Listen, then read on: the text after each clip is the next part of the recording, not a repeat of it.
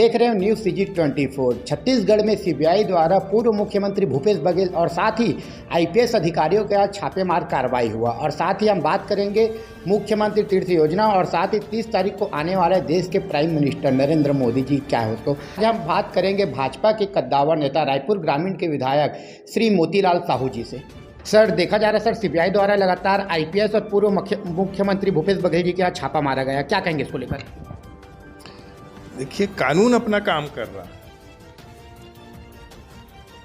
तो कानून के कार्यों में हम सबको ज्यादा बाधा पहुंचाने की कोशिश नहीं करना चाहिए, क्योंकि सबको पता है कि 5 सालों में छत्तीसगढ़ को जिस तरह से लूटा गया है और भ्रष्टाचार की भेंट चढ़ाया गया है, पूरी देश में छत्तीसगढ़ इस नाम से, अब भ्रष्टाचार के नाम से जाने लगा था। तो स्वाभाविक है कि कानून के शिकंजे तो एक न एक दिन कसना ही था, और कानून अपना काम कर रहा है। इसमें बहुत ज्यादा राजनीतिक विषय नहीं है।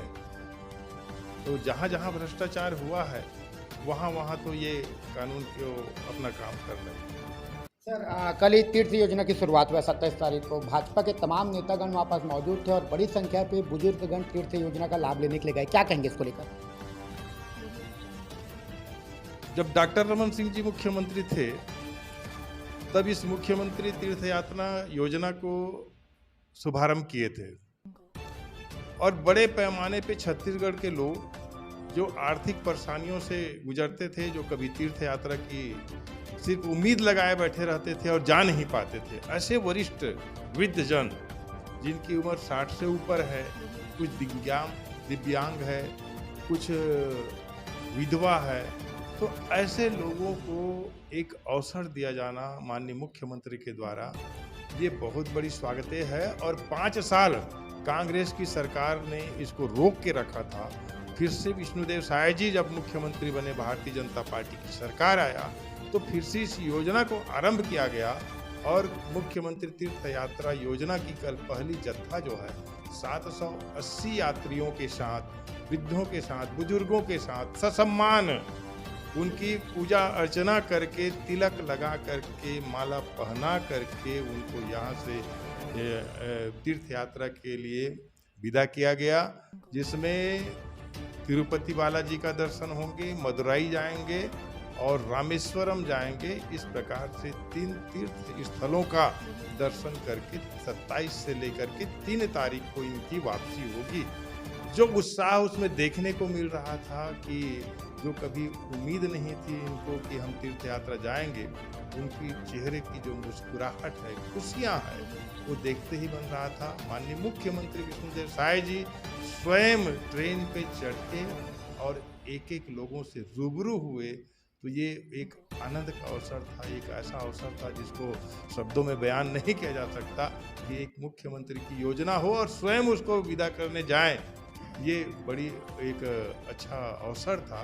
तो एक बड़ी उत्साह के साथ कल तीर्थ यात्रियों का जो है विदा हुए हैं। और उसी प्रकार से रामलला दर्शन योजना भी है, जिसमें हजारों के तादाद में छत्तीसगढ़ से रामलला दर्शन करके अयोध्या से आ चुके हैं।